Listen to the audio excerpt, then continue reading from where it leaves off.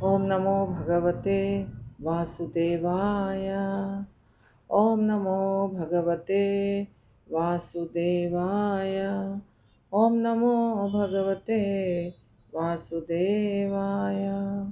नारायणं नमस्कृत्य नरं चैव नरोत्तमं देवीं सरस्वतीं व्यासं ततो जयमुदीरयेत्। नष्टप्रायेषु भद्रेषु नित्यं भागवत सेवया भगवतीरुत्तमश्लोके भक्तिर्भवति नैष्ठिकी। कृष्णाय वासुदेवाय देवकीनन्दनाय च नन्दगोपकुमाराय गोविन्दाय नमो नमः। श्रील प्रभुपाद की जय, गुरु महाराज की जय। श्रीमद् भागवतम पहला स्कंद 12वां अध्याय 26वां नंबर श्लोक हमारा चल रहा है। राजर्षीणां जनयिता शास्त्राचोक्त गामिनां निगृहीता कलेरेश भुवो धर्मस्य कारणात्। तो कह रहे हैं ब्राह्मणगण की परीक्षित ऋषि तुल्य राजाओं का पिता होगा, विश्व शांति धर्म के निमित्त मर्यादा तोड़ने वालों को दंड देगा, उग्र उपद्रवकारियों को दंड देगा। उपद्रवकारी जैसे जिसको हम टेररिस्ट कहते हैं, अभी जो टेररिस्ट लोगों ने किया है पहलगांव पे आक्रमण, वैसा तो हर ज़माने में वैसे लोग हुए हैं जो जिनको लोगों को मारना बहुत अच्छा लगता है, जान से मार देना, खून बहाना, परेशान करना। लोग जब रोते हैं तो उनको अच्छा लगता है। ये है असुर। दूसरे शब्दों में इनको हम कह सकते हैं राक्षस। ये राक्षस इंसान नहीं कर सकता है। जिसके पास इंसान वाला हृदय होगा वो किसी को ऐसे रोते बिलखते नहीं देख सकता है, और वो भी हम ही खुद ही उसको जान से मार दें। ये हैवान का कार्य। तो हर ज़माने में ऐसे लोग हुए हैं। तो इस प्रकार के लोगों को सज़ा मिलनी ही चाहिए। ऐसे ही शास्त्र से हम लेते हैं एग्जाम्पल की, कह रहे हैं ब्राह्मणगण कि उपद्रवकारी को सज़ा मिलनी चाहिए और वो सज़ा देगा परीक्षित। यानी कि अभी जो सज़ा मिल रही है वो गलत नहीं है, शास्त्र के अनुसार है। शास्त्र के अनुसार ऐसे लोगों को सज़ा मिलनी चाहिए। जो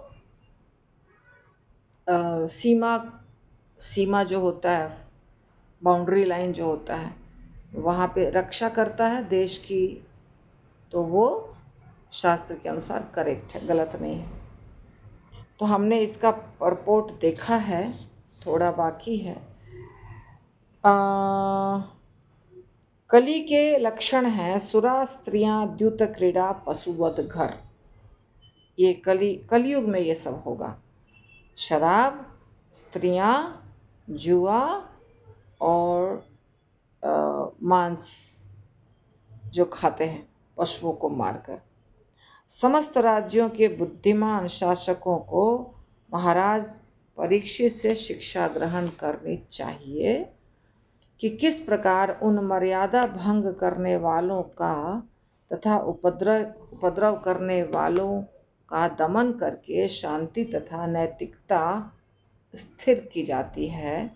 जो सुरा, सुंदरी, द्युत क्रीड़ा तथा नियमित रूप से चलाए जा रहे पशु वध केंद्रों से मिलने वाले मांस का सेवन करते हैं।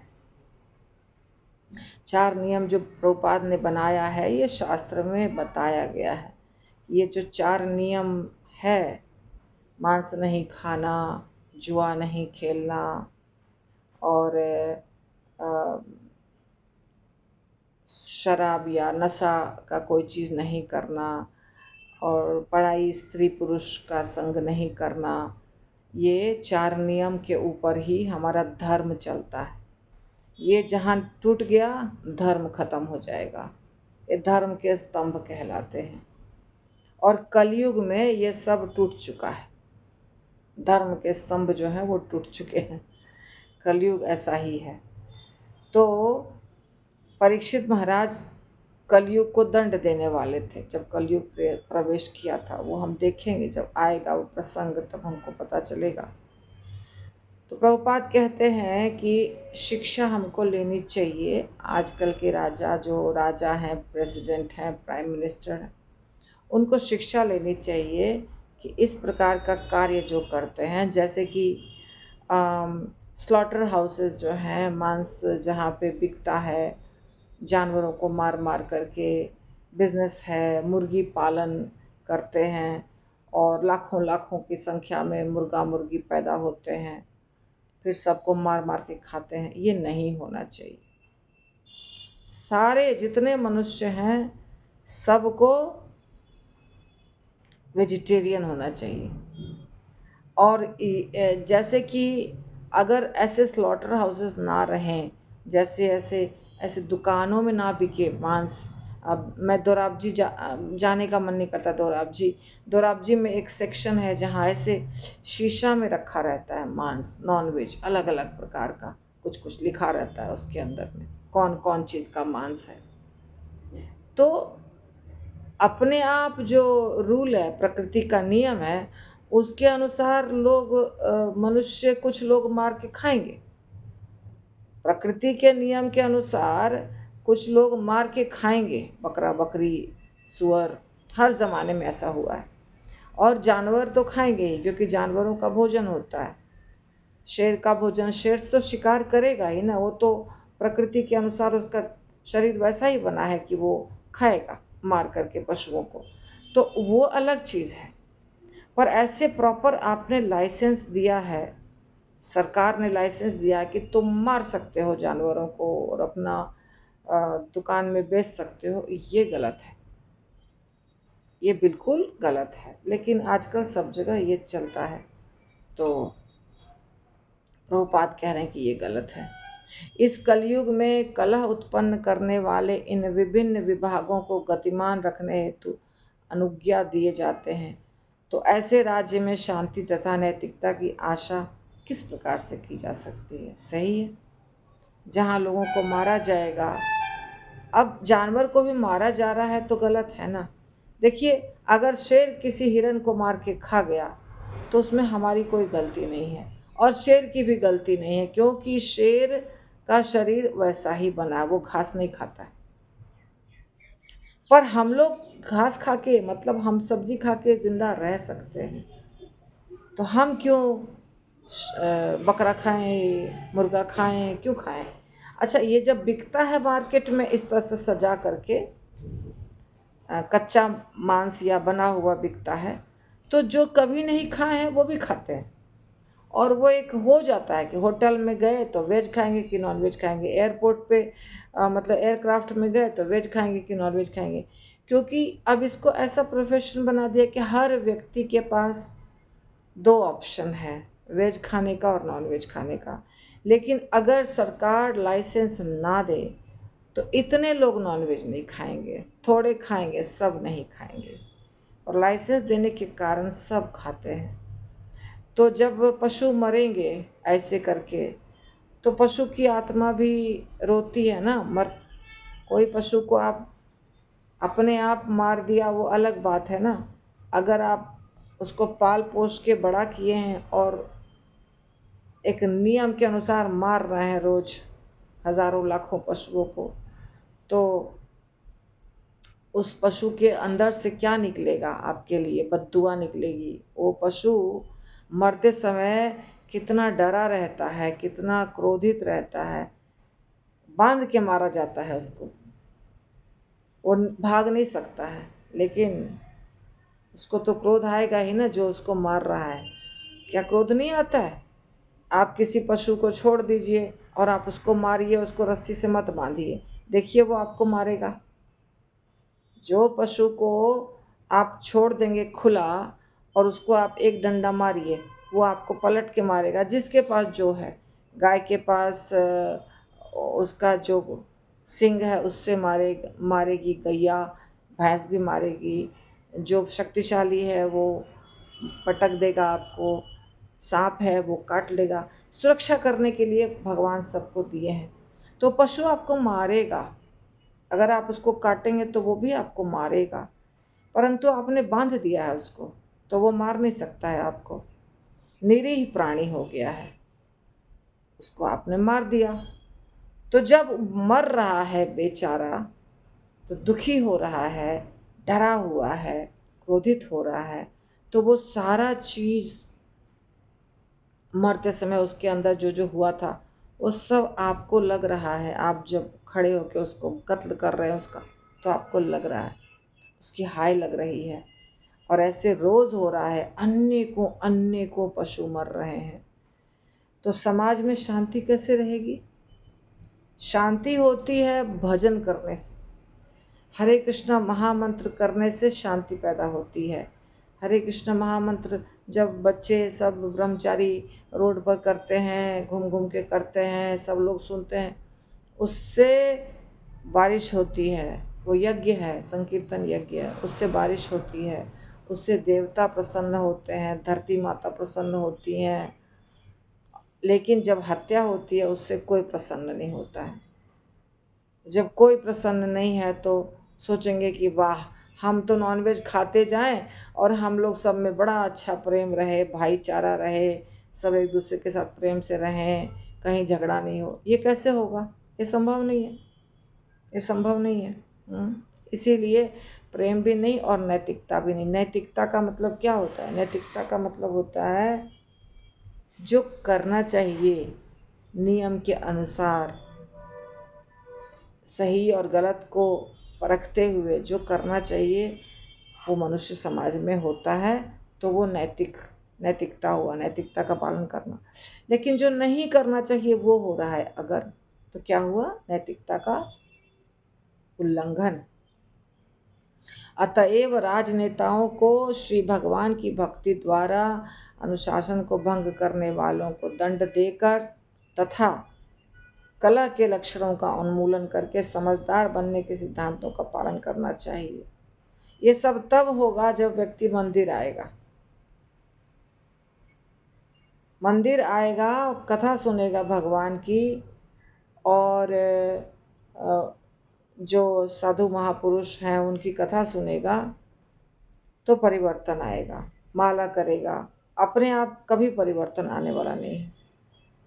यदि हम प्रज्वलित अग्नि चाहते हैं तो सूखे ईंधन का प्रयोग करना पड़ेगा, क्योंकि प्रज्वलित अग्नि तथा गीले ईंधन का मेल नहीं होता। शांति तथा नैतिकता वहीं फल फूल सकती है जहाँ महाराज परीक्षित तथा उनके अनुयायियों के सिद्धांतों का पालन होता हो। तो हमारे देश में अभी जो नेता हैं, नरेंद्र मोदी, वो बहुत अच्छा कार्य कर रहे हैं, बहुत सारा कार्य अच्छा कर रहे हैं, पर मांस का स्लॉटर हाउस वो नहीं बंद किए हैं, ऐसा मैंने सुना है। तो वो भी उनको बंद करना चाहिए। गौ हत्या नहीं होनी चाहिए, बहुत गलत है। बाकी तो सब तो बंद नहीं करेंगे, क्योंकि ये कलयुग है, यहाँ पे तो बिना नॉनवेज के लोगों को चलता ही नहीं है, हर दुकान में, हर जगह, सब जगह। लेकिन कम से कम गौ हत्या बंद करनी चाहिए, वो बहुत आवश्यक है।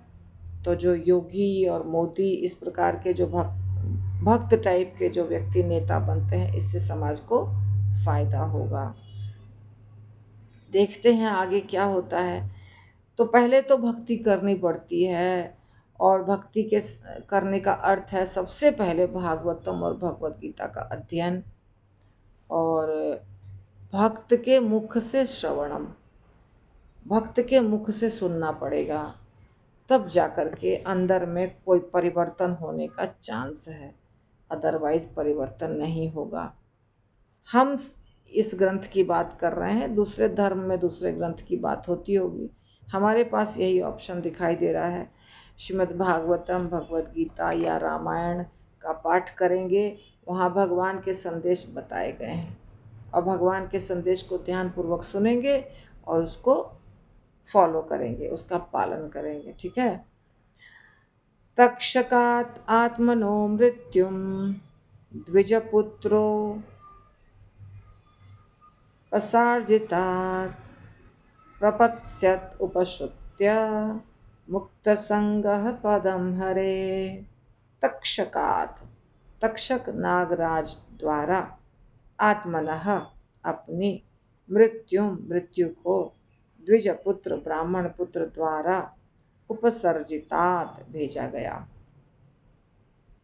प्रपत्स्यते शरण ग्रहण करने पर उपश्रुत्य सुनकर मुक्त संगः समस्त आसक्ति से मुक्त पदम पद हरे श्री भगवान का। वह ब्राह्मण पुत्र द्वारा भेजे गए तक्षक नाग के डसने से अपनी मृत्यु होने की बात सुनकर समस्त भौतिक आसक्ति से अपने आप को मुक्त करके श्री भगवान को आत्मसमर्पण करके उन्हीं की शरण ग्रहण करेगा। तो परीक्षित महाराज के बारे में भविष्यवाणी हो रही है।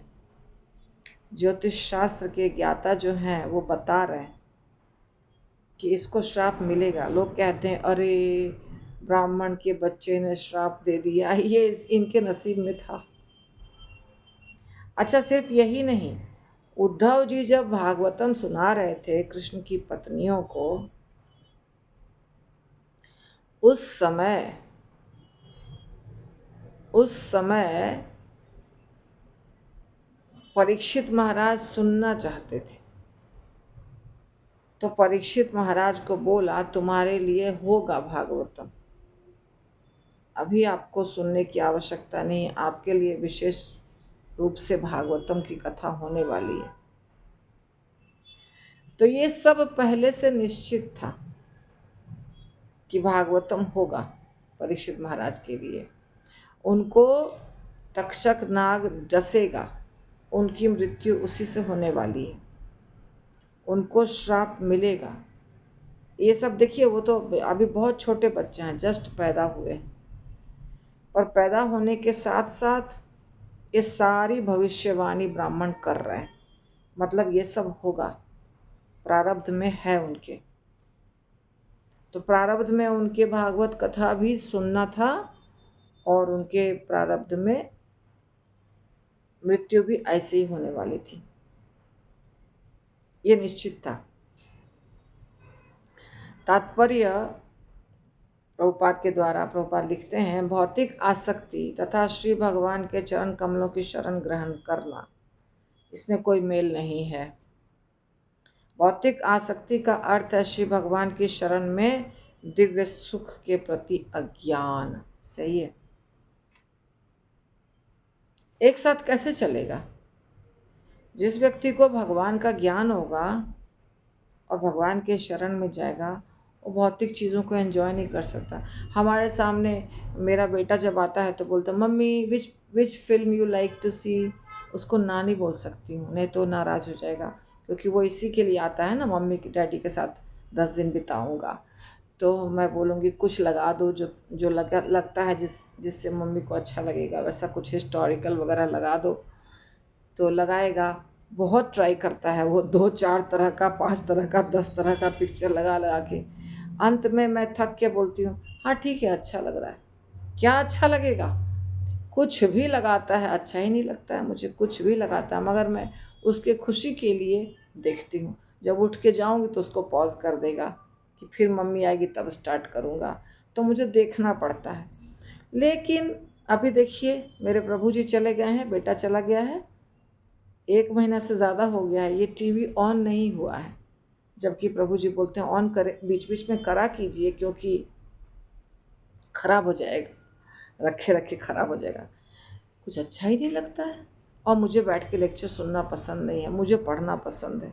लेक्चर सुनना जब व्यक्ति सामने बैठा हो तब मुझे सुनना पसंद है। जैसे यहाँ से गए हैं स्पेशली कथा सुनने के लिए, और वहाँ लगातार 1 घंटा 1.5 घंटा जो है वो कथा ही सुनना है और कुछ नहीं।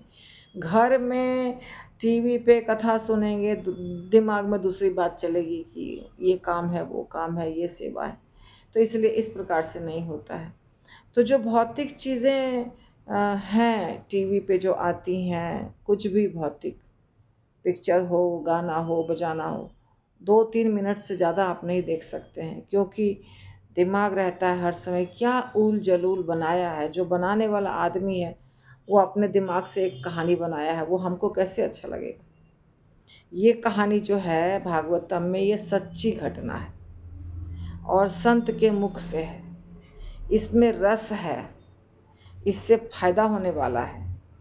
इसके जो हर एक वचन हैं उसमें हमको सुधारने के लिए सारे वचन बताए गए हैं जो शुद्ध भक्त के द्वारा बताए गए हैं या भगवान के द्वारा बताए गए हैं। पर आप भौतिक कोई चीज़ देखिएगा, उसमें क्या मिलेगा बताइए? निरस, सूखा, बेकार। ये नहीं बोल सकते हैं सबके सामने, पर भक्तों के सामने बोल सकते हैं। तो दोनों चीज़ें एक साथ नहीं चलता है। भगवान की भक्ति और भौतिक चीज़ें कैसे चलेगी? भौतिक चीज़ें जो है ना, सूखा है बिल्कुल। जैसे प्रभुपाद बताते हैं कि गन्ना गन्ना कितना मीठा होता है।